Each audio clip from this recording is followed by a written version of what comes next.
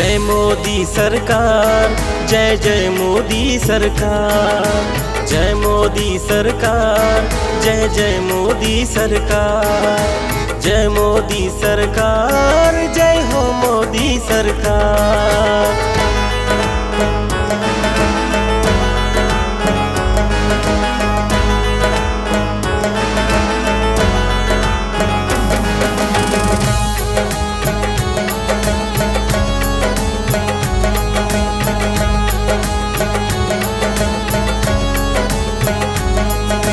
धरती गगन चांद पे भी अपना परचम लहराया, तिरंगे की शान चांद पे राष्ट्र ध्वज फहराया।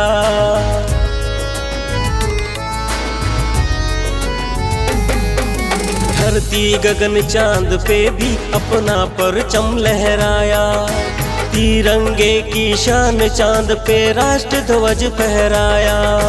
राजनीति के जलवे का ऐसा जादू है चलाया, दोस्त बना दुनिया को, दुश्मन का होश उड़ाया, दुश्मन का होश उड़ाया। जय मोदी सरकार, जय जय मोदी सरकार, जय मोदी सरकार, जय हो मोदी सरकार।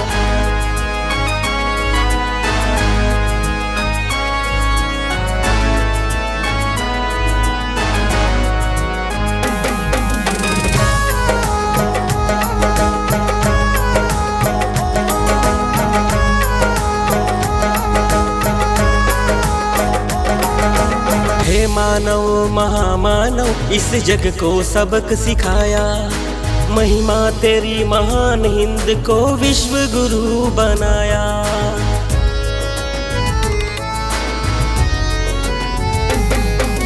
हे मानव महामानव, इस जग को सबक सिखाया, महिमा तेरी महान हिंद को विश्व गुरु बनाया।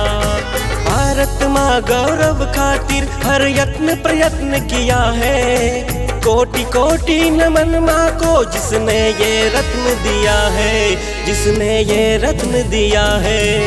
जय मोदी सरकार, जय जय मोदी सरकार, जय मोदी सरकार, जय हो मोदी सरकार।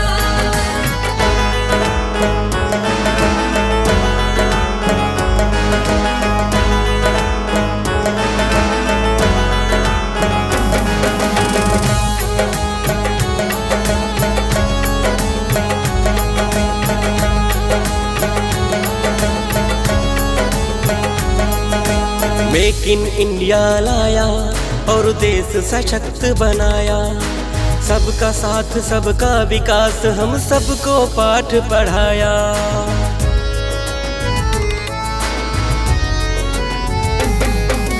मेक इन इंडिया लाया और देश सशक्त बनाया, सबका साथ सबका विकास हम सबको पाठ पढ़ाया। सदियों बाद भारत ने अमिट इतिहास बनाया, हे युग के नायक नरेंद्र नवयुग निर्माण कराया, नवयुग निर्माण कराया। जय मोदी सरकार, जय जय मोदी सरकार, जय मोदी सरकार, जय हो मोदी सरकार।